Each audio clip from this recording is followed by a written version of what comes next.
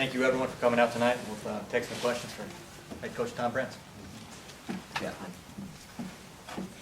Obviously, after Meyer won, you got the excitement going on, and then when Brooks lost, what happened to him in that situation? Technically, you can't leave your trail leg behind. You got to wrestle that angle probably more into the guy with your head up. The other thing, I thought he wrestled it when he was in trouble. He wrestled it pretty smart, like you don't move there. I mean, you got that there, and you're getting your leg back, and then when the guy adjusts, you kick your leg straight. And we never really were. We were just kind of holding, and then he adjusted to get a bigger bite, and we didn't kick our leg. When the guy moves, that's when I kick. It's like cradles. You don't move on a cradle. You break the grip. It doesn't matter how much time left. You don't try to roll and break those grips. You got to break the grip. He had a good grip on us.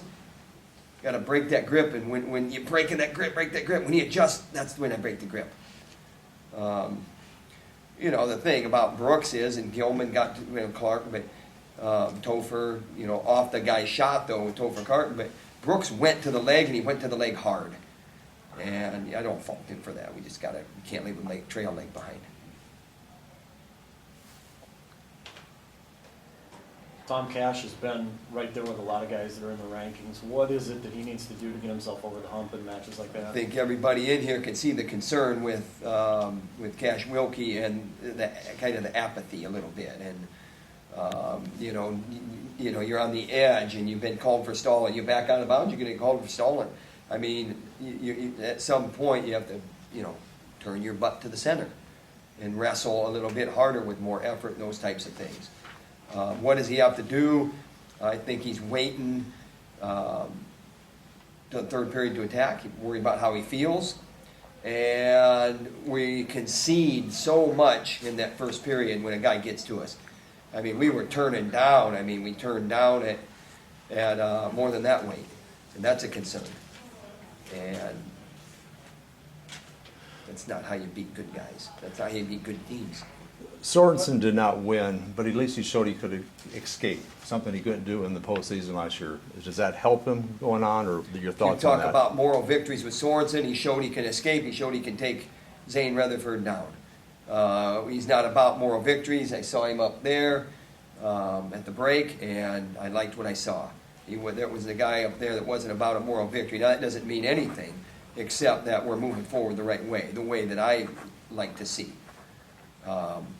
But he did show some things that if you are looking for progress, there's some progress there.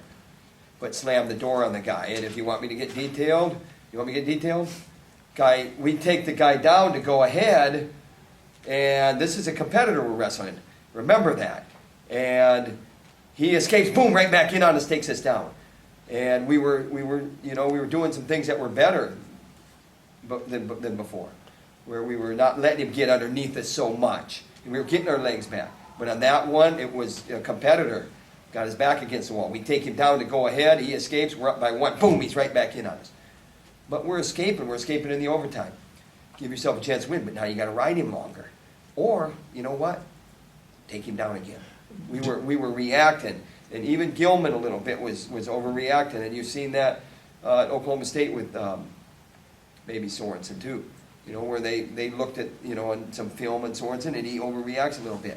And at the end of that match, I think both guys were, like two punch-drunk boxers, and it was just a matter of going again, making it happen. I mean, you're going to feel like that, but you just can't feel like that when you feel like that. And the decision to go neutral in that final riding time or tiebreaker is just simply because he couldn't get away from him. He wouldn't be able to hold him down.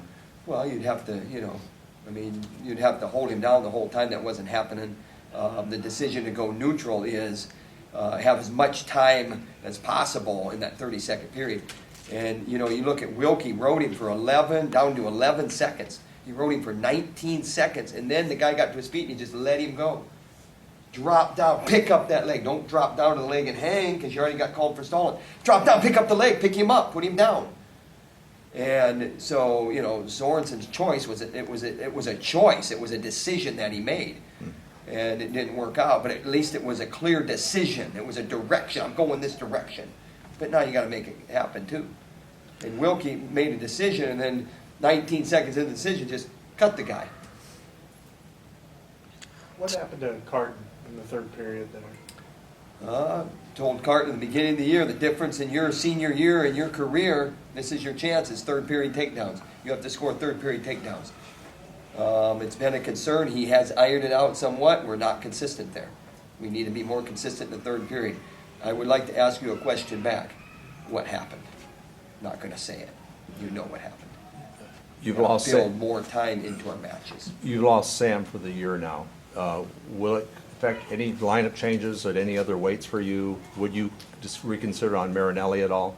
I mean, here's the thing. I mean, you make your decisions for your team. They're individual decisions that impact your team. And I am a hardliner when it comes to making sure that we do the right thing by our individuals. So, I'll tell you what, 165, I mean, here's the thing. I'm giving an edge away. I'm talking too much. But I'm going to tell you something, 65, the guy scored 6 points in a minute 30. And he scored 7 points in the whole match. Pick up on that. Okay, thanks a lot. It was the best. But the crowd, great crowd.